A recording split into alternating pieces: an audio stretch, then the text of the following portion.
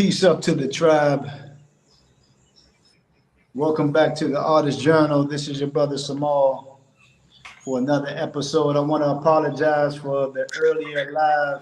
We got knocked off and I was scrambling to get it back together. So anyway, we back here now. We have the beautiful Ayoka B in the building, world-renowned author, poet, um, non-fiction fiction creative, a native born out of Washington, D.C., the DMV, the home of go-go music, mambo sauce. You guys know the drill.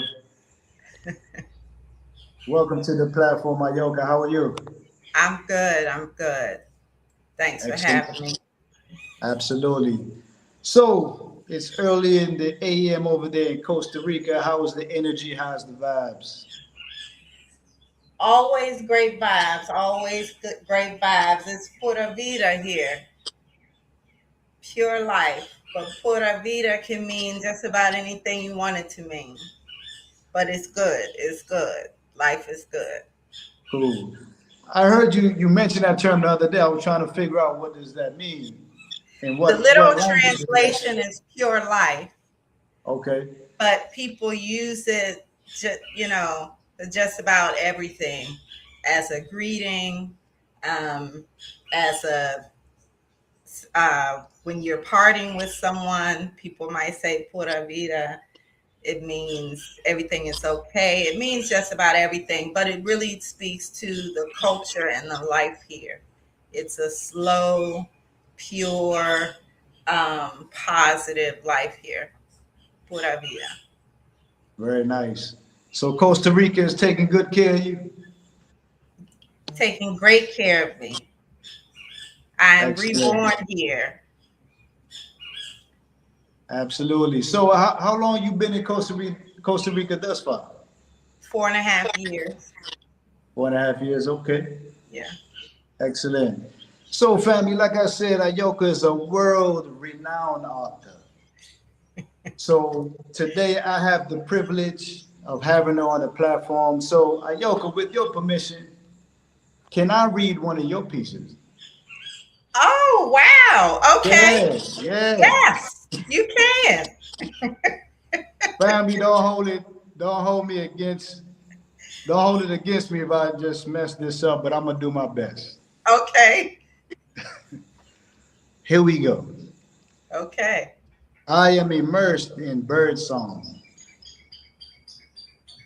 David's insistent laugh breaks through my thoughts. A slight breezes caresses my bare skin as the lazy sun, stingy with its rays. A whiff of incense reaches me from the open sliding door of the house, and the howler monkeys punctuate the bird's conversation. A leaf flutters and drifts soundlessly to the ground. There is a low hum from the pool house, in concert with ripples that skim the water. Butterflies flit through the yard. The sky is impressively blue. How did I do? Hey, I got a little poetry in me, you know? So we see that for the family, for the listening viewers to come on, who is Ayoka B? We know you from DMV, but in your own words, who is Ayoka B? Okay, first let me correct you. I'm from DC. Okay. Let's let's be clear. Respect, respect to that. Respect to that. Um, who is Ayoka B? I'm a lover of words. I used to call myself the word geek. I love words. I love how you can connect with anybody through words if they're open. Okay. Let's say that. So words have always been important to me as a reader, as a writer. Um, you know, I I feel like so in my previous career, I was in communications and PR, so that shouldn't be surprising because I'm a lover of words. But I feel like, if you can communicate well, then there are no barriers for you. So I'm a lover of words. I'm a lover of music. I'm a lover of all types of art. I'm a creative. I'm a mother. Um, I'm a lover, not a fighter. I don't And I know. love I don't Michael see. Jackson. We talked about that earlier. Don't play about Mike at all, not even a little bit. I got you. I got you. So Um, I Go go ahead. ahead. Now I was going to ask you what is the inspiration behind the poetry, the words, literature? What is the ultimate inspiration of started you putting, pen to pad? Okay. I center Black love and Black joy in my writing. Always. That's the inspiration. You always going to feel that when you read anything by me. I don't care if it's poetry. I don't care if it's a personal essay, if it's a novel, if it's creative nonfiction. That is always going to be the underlying theme. Black love and Black joy. That's not to say that uh, there won't be any drama or there won't be any, you know, uh, real life shit that happens. But the center is going to be love and joy of Black people. I got you. I know dealing with, being in a creative space, sometimes me personally, I struggle with ideas and concepts. Do you ever struggle at any point, like you have writer's block, or you just, you know, you ever struggle with that? Um, in the past, I have, but quite honestly, here I have not. It's like an open portal. I mean, sometimes, and then because I write different types of things, sometimes if I'm just not feeling whatever I'm supposed to be working on in front of me, I'll switch to something else. I'll write a poem. I'll, just write until, I feel inspired. But to be clear, I am not a writer that writes every day. I'm just not. I write when I'm inspired. I write as ideas strike me. I write when I'm feeling the energy. So sometimes I don't write. And I know some people will say, you have to write every day. No, you don't. Everybody is different. Once a writer, always a writer. Yeah. Can you imagine that? Have Or you ever had, any say it again? artist for that matter. Yeah. Have you ever had the itch to, like, say, delve more into the political arena of things, or like the revolutionary? Have you ever? Yes, yes. Young Ayoka was militant. Mm, Young Ayoka was militant, angry, going to tell you some things. Now, I won't say that hasn't totally left me, but oh, um, I I'm careful how I expend my energy because I want to feel a certain way.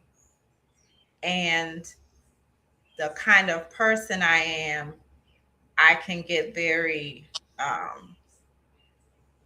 sad, overwhelmed, you know, in that space. And so it took me a long time to realize that about myself. But as an advocate, um, it was, it's tiring. It's tiring work and you will burn out.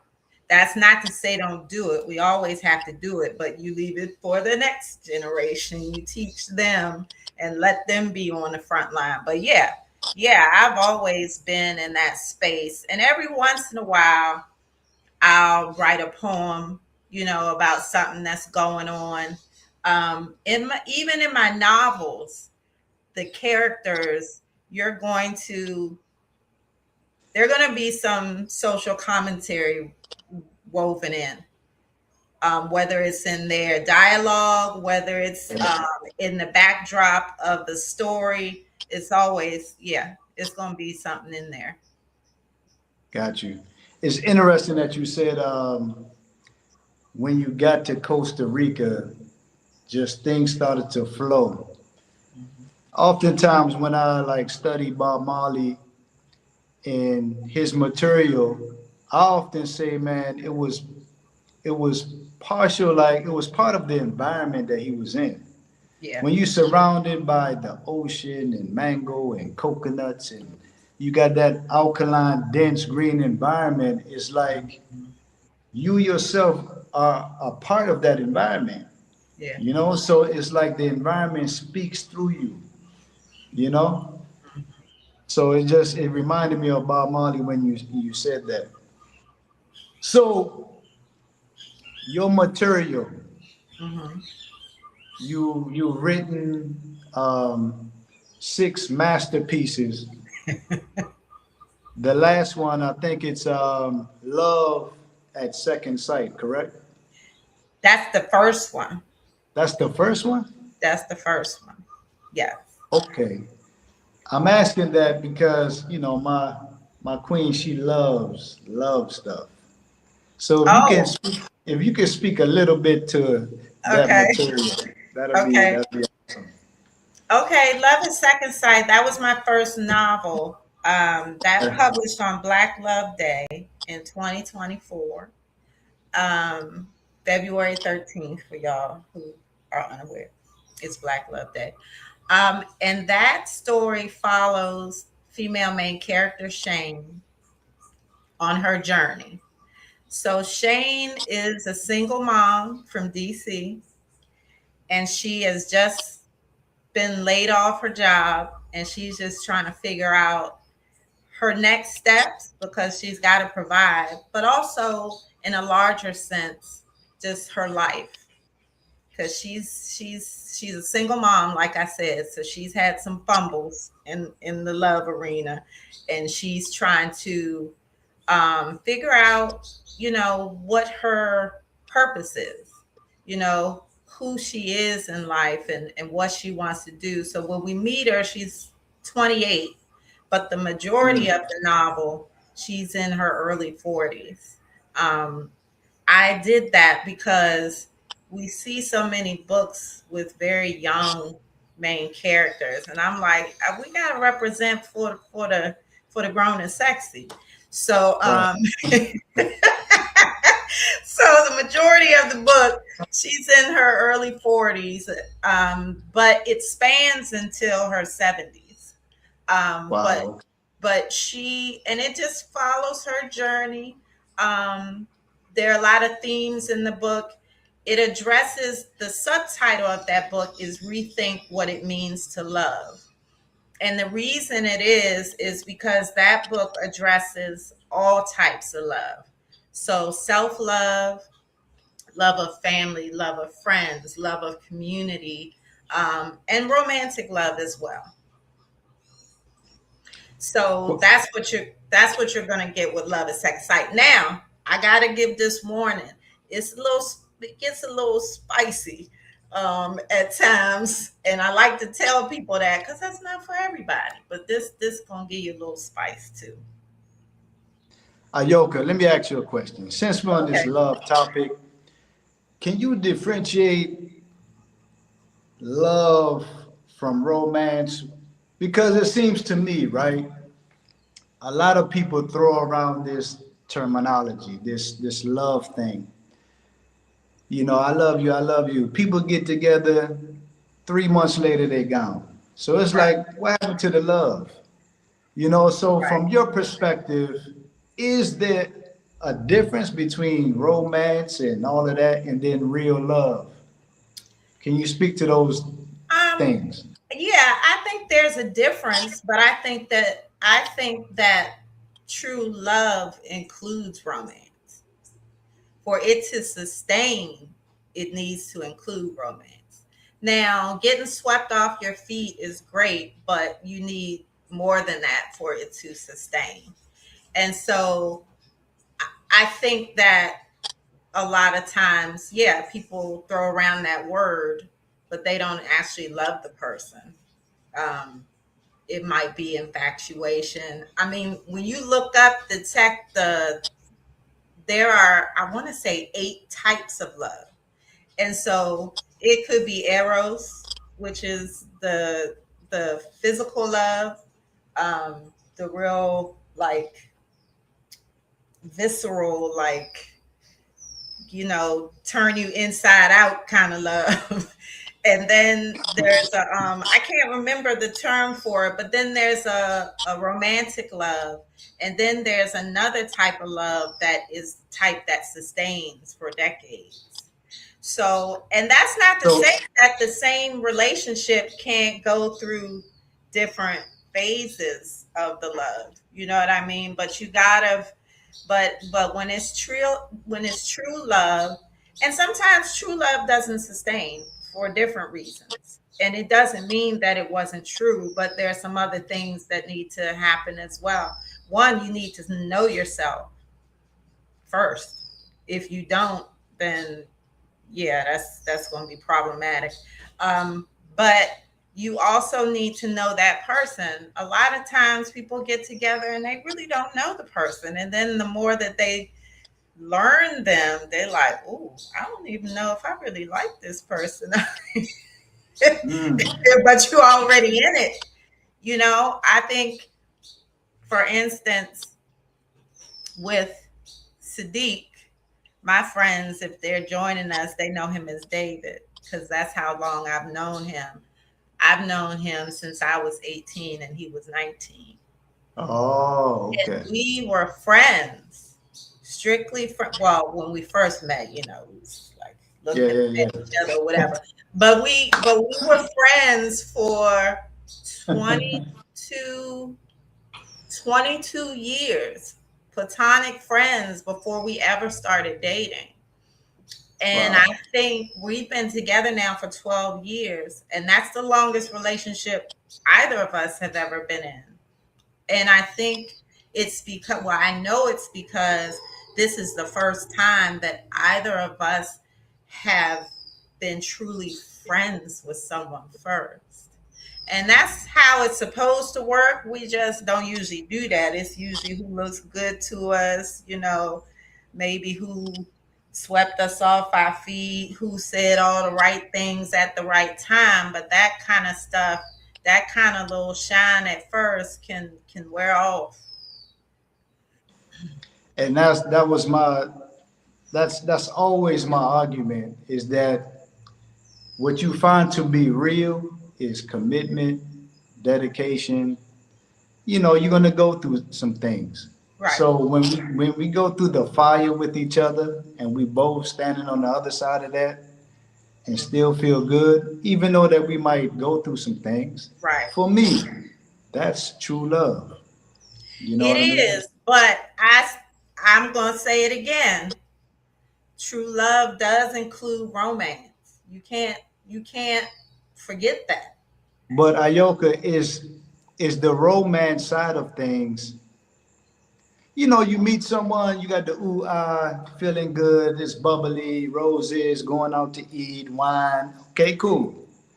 But 3, 4 years from now, we're gonna do the same things. That's what those things you just said isn't necessarily romance. Okay, so what is that? Romance is reminding your partner why you love them, why you fell in love with them. Romance are those little intimate moments. Doing something, planning a surprise just because, not just on their birthday or born day, or if you celebrate. Christmas or whatever. It's not just, it's those unexpected reminders of how you feel about them. And then if you want to get all into it, into talking about love languages, it's it's it's speaking to them in the way that they need in their love language. So if their love language is um, what is it, acts of service, it's doing something for them, giving them a back rub. It's things like that. If their love language is physical touch, then it's doing that. If their love language is, because we're different people. When you come and you're a couple, you're two totally different people, and so you can't always do or show the love the way you want to show it. You need to show the love the way they need to feel it, and vice Mm. versa. That's how it goes, and that I hear that a lot with couples. It's like, well, I do this and this and this. That's love. Yeah, but is that how he needs to feel love, or is that how she Mm. needs to feel love? Mm. Gotta remember that. That going above and beyond, Yeah. that's romance. That perspective, that spin on it, I love that. Um, and that's not absent of work. So romance, like you got to continue to work. I like that. I Yeah. like that a lot. Okay, so I'm gonna switch gears. I just wanted to, you know, Did I get uh, it right? Did I say what you needed me to say? Absolutely. Okay. it Okay. feels like we in therapy or something. Let us continue. Exactly. So Good. Ayoka, you was a part of the Chocolate City Literature Festival. Can you explain to family one, what is that and how was that experience? Okay. This was the first year, the Chocolate City Literature Festival, and it was a book festival um, that celebrated Black authors. Just to put it plainly, um, DC. I don't know. DC has a few book festivals, but I think, and I could be wrong, but I think that was the first one that was specific for Black authors, held in DC. Okay. So I was there. That was in April. Um, and I got to meet, it was great because I got to meet a lot of authors that we only knew each other virtually. And Okay. so I got to meet a lot of authors in person. And what I really, really loved about that festival is it was a lot. I don't know what the percentage was, but it was a large percentage of indie authors, you know. Nice. All of the authors were not mainstream published. I'm not mainstream published. I'm self-published. There were a lot of self-published authors there, and I appreciate that because a lot of times, um, the book festivals, you're going to get the mainstream published authors, um, and if there are indie authors, if indie authors can afford to go and vend, have a table there or whatever, everybody flocks to the mainstream authors. Nobody is engaging with the indie authors. So I really enjoyed it because I got, of course there's some certain authors that are going to have a line around the place or whatever, but I met a lot of new readers, a lot of people who didn't know me, but they came to the table because they were drawn in by the book cover, or I had my tablecloth had my large logo on it, and it said, and below it said, centering Black love and Black joy. I can't tell you how many people came to the table because they saw that. They were Mm. like, "Oh yeah, we want to talk about Black love and Black joy. What's going on?" So Wow. it was a great experience. I really enjoyed it. I really enjoyed it. But a lot of time, I mean, let's be honest. I'm in Costa Rica. I I don't want to come to the States. I just don't. Mm. But I but I came for that because that was my first book festival and it was, at home. So, I could see family and friends while I'm there and that sort of thing. But they have book festivals all over the country and all over the world. But I don't never want to go to the States. So that's been the only one that I've done. I got you. Have you been approached yet?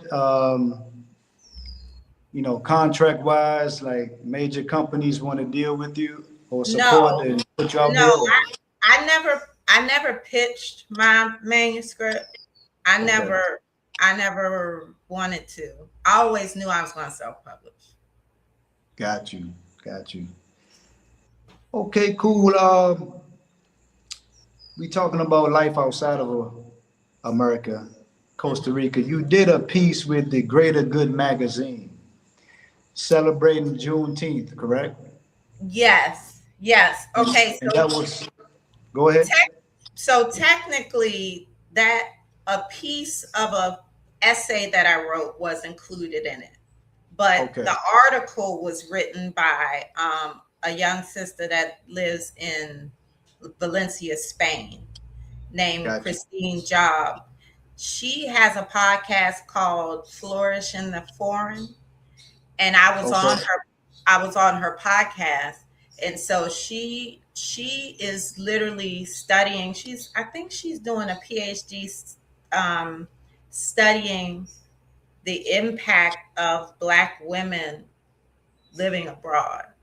I mean, she's Mm, doing a deep dive and what impact that has on the women, what impact that has on the folks left behind, what impact that will have on America, because she said that the majority of the Black women that she has interviewed are very productive, very educated, very well read, and entrepreneurs and so she's saying if all of these type of Black women leave, what does that do to the country? Not mm, saying that she really cares per se, but just telling people you need to think about that because it has an impact. I was on her podcast, this may be a year ago, but we've kept in touch. She asked me to write an essay for this other series she has, and I wrote an essay called the Dilemma, because my son, who graduated in Costa Rica, he's now newly 18. He is back in the States, mm. and I'm not happy about that. I'm like, boy, I picked up my life because I didn't want you to be Yeah, there. And now you going back in the belly of the beast. And so I wrote an essay about that. And it's called The Dilemma. So the dilemma, she took portions of that essay and included that in that article she wrote for Greater Good magazine. got you, got you. Cool. So, life outside of America, Hmm. you've been able to really hone in on your skill set, write, bask in the sun, eat good food. Could you share with the family how is the vibe? How is the energy in Costa Rica? And will you recommend other people to come? Yes. Uh, well, look, yes and no. Because if your mind ain't right, don't come. Don't be bringing no colonizing spirit here. Right, Okay. right, right, right. Because it's people that are doing that. And Don't nobody want that.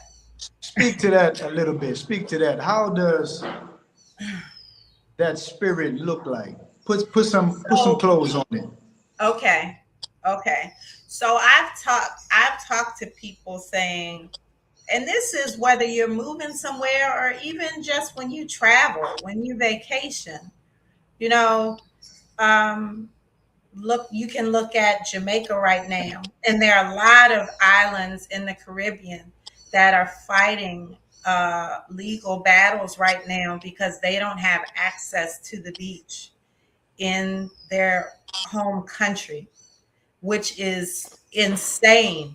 But I didn't realize this.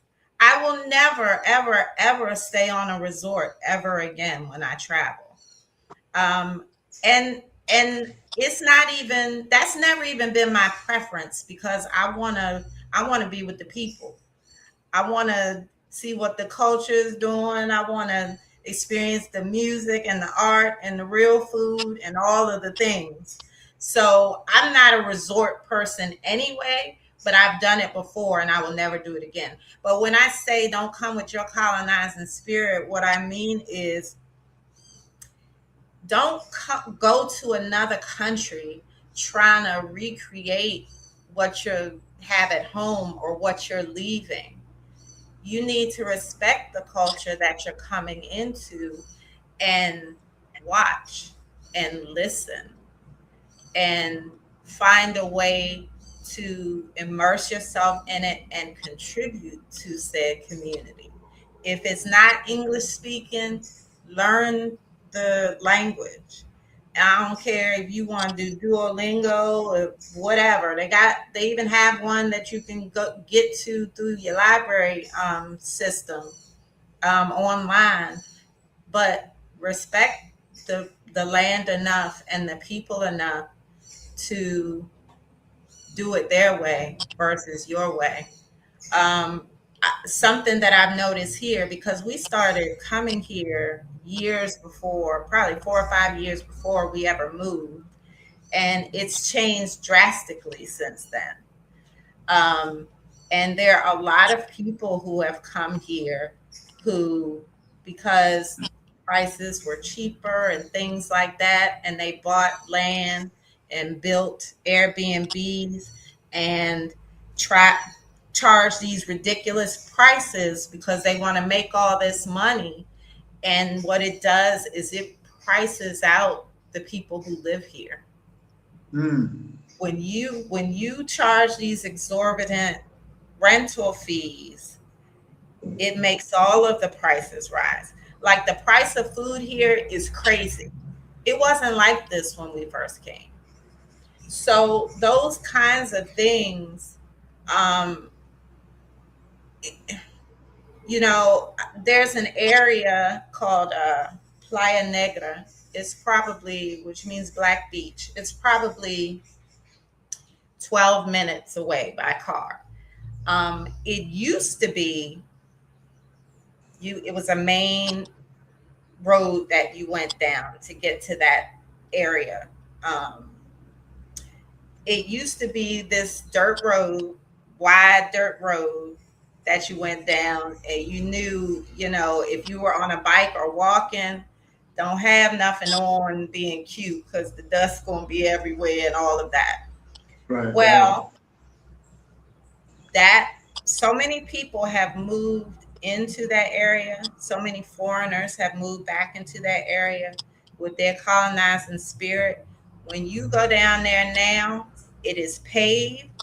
There is a median down that street that has palm trees planted in it. It has speed bumps. And everybody was like, what in the hell is that? It looks like Miami, when you turn down that road. And it's like, and the people who have moved there put their money together to do that. And it's like, ain't nobody asked you to do that. Right, right. And when you go down that road now, it's messing up, it's potholes in it. I'm like, good, rip all this shit up. We ain't nobody ask you to do that. Coming in here trying to change stuff. Relax. Relax. And so that's the kind of stuff I'm talking about. Just going somewhere without knowing the place and knowing the culture and asserting whatever you want or whatever you trying to bring. Don't do that. Got you. It's disrespectful. Don't do that. Got you. Got you. Yeah, I feel you on that. I feel you. And it's like that here in Kenya. My wife and I, we always say that we're not gonna come here thinking that we know stuff. We're gonna be open, be humble. We want to learn the language, the traditions, the culture, and we just want to etch out our little, you know what I mean? And Right. just be amongst the locals and do it the right way. Right. You know, you say taking on that or bringing that colonizer spirit is, you know, from time to time, it's almost like you got to check yourself. Yeah, you do. You know what I You have mean? to check You got yourself to be and like, make sure you're not. Wait a minute. Is that? Yeah. right, Sometimes you gotta talk to yourself. yeah, yeah. Yeah. Yeah. So go ahead, go ahead. No, I was gonna say that's another reason it was so great to see my son here because he was 13 when we moved, and just seeing him um, and his friends and the way he just melted in to the community was beautiful. And he's bilingual, so Mm, so his experience has been very different from mine because he like it's funny, his friends at school, they said they didn't know he wasn't Tico is a Costa Rican person, Tico or Tika. ah, They said they didn't know he was Tico until they looked at until they had free dress or something the first time and they saw his tennis shoes.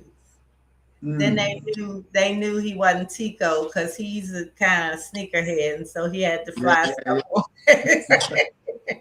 They knew he wasn't Tico. Hey, that's, You not from here. that's that DMV. He must have some New Balance on. Right. But yeah, Hey, he just watching him flourish here.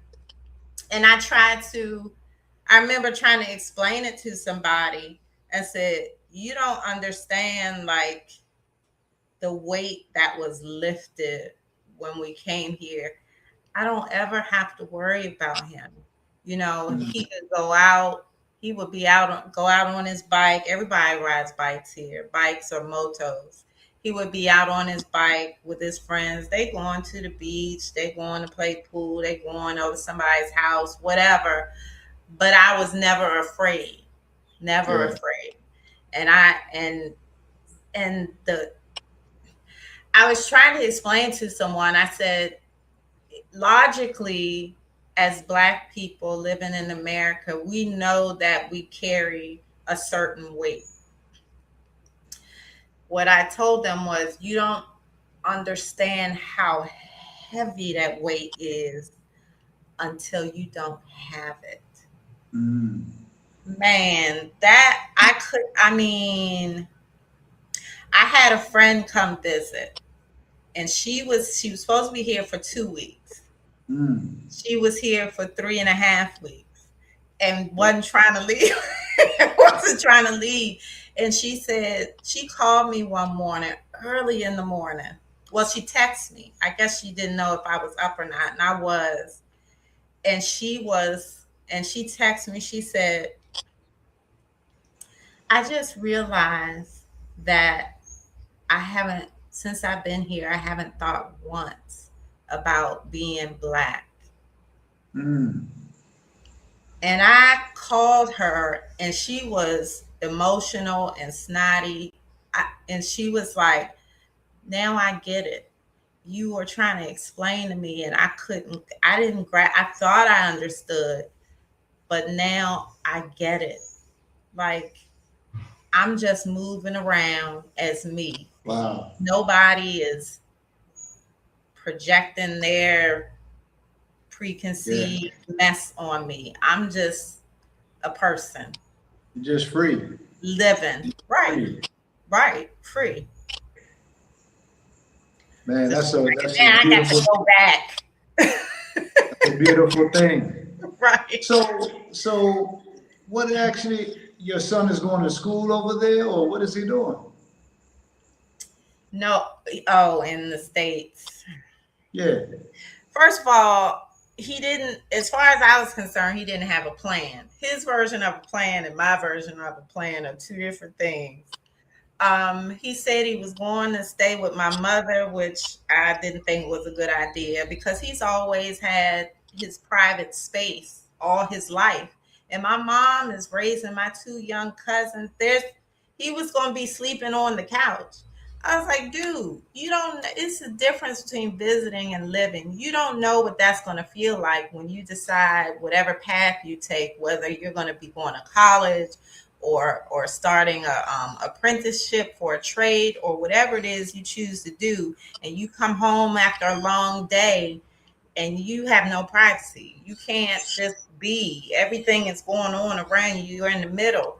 So now he is actually living in Virginia with his biological father, and he just got a job. He'd already gotten his learner's permit, and he now that he has the job, he said that he wants to decide. Back to doing research, which he started while he was here. Whether he wants to go to college or whether he's going to do like Sadiq, David, and go into electrical apprenticeship. Uh, Um, so he's trying to decide. I know that he will ultimately, and he said this to me before, he wants to do whatever he's going to do and then bring it back here because he has an entrepreneurial spirit and he's a leader, just naturally. So, and this is home to him. yeah. So that makes me happy. But I'm trying to like pray and meditate and just not worry because I worry about him being there because I don't think I need to finish that sentence. He's a young black man. Yeah. He'll be okay. He'll be okay. He'll be okay. Yeah, I'm claiming that. Yeah, we're gonna put it out there. Yes. So we winding down a little bit, Ayoka. Before we get out of here, could you please ex- talk a little bit about your podcast and what you guys do over there? Okay. So, one of the writers that I met in the Black Writers Group, Angela, we decided we wanted to do a podcast. It's called Writing While Black. And we talk about just the joys and challenges of being a Black writer, um, and any responsibility that we have in that lane. And we interview Black writers. We focus on indie authors because they don't get as much shine. However, we've had mainstream authors on there as well. We've also had content creators. We've had a bookstore. I'm trying to think. We've had editors. So just looking at the Black book space, the Black literature space, talking about literacy. In September, we're starting a panel series. One of them is Black male authors. Another one is Black male book influencers. Another one is Black book clubs. So these will be live on YouTube actually. The panel series. So that's what we do on Writing While Black. Um, We just uplift Black authors and Black writers. Oh, and we had some poets on there too. Yes. Okay. Very Mhm. nice. Very nice. So for the listening family, Ayoka, if you can express all of your social media handles, where they can find you, where can they get the book Okay. or Yes. book, etc. Right. So, on IG, you can find me at Joy in Home underscore publishing. Um, let's see, Facebook. I have a Facebook page, Joy in Home Publishing is the name of the Facebook page. On Threads, I'm at Joy in Home. Um, where else? Those are my main. Oh, on TikTok, I'm at Ayoka Damali. That's a little difficult to spell, but Ayoka Damali. I think if you look up author Ayoka B, it'll come up. Okay. Um, I also want to say before we leave, I mentioned earlier my latest novel is going to go on pre-order in the next few weeks, and that is The Composition of Evan Jeffries. So there's a character, this is interesting. There's a character in my first novel that is peeking behind us, um, that people love. They just fell in love with him, wanted to know what was his backstory, what's going on with him. So I shifted gears from what I had intended as my next novel, and I wrote this novel about him, and it is told in first person point of view. So I am writing as him, Got you. and that will go on pre-order, like I said, in the next few weeks. I'm actually going to do a book event in DC, well, technically in Alexandria, Virginia, um, around that book. So that'll be exciting. That'll be exciting. But I always do my book launches here because this is where I became a writer, and my people have supported me. And so I'll do the launch here, but I am going to do a book event right outside of DC, probably in September, September. October. Yes. That's right around the corner. Yeah, it is. It is. Babe, you want to go to Virginia? No, She said, no, we could go to Costa Rica. Right. You can come here for the book launch. Right, right. That's more fun. Absolutely. absolutely.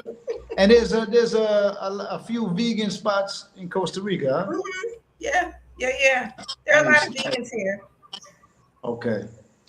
Well, Ayoka B, Queen Ayoka, appreciate you for gracing the platform with your presence. I know you could have been out in Costa Rica in the beach, picking coconuts, eating mangoes, anywhere but here.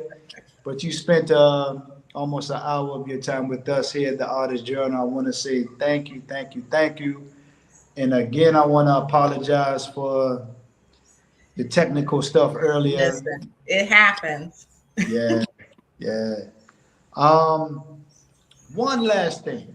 One If last. you had 8 billion people tuning in Uh-huh. and you just had a few seconds just to speak to 8 billion people, what would you say to 8 billion people? Read a book. That's fire.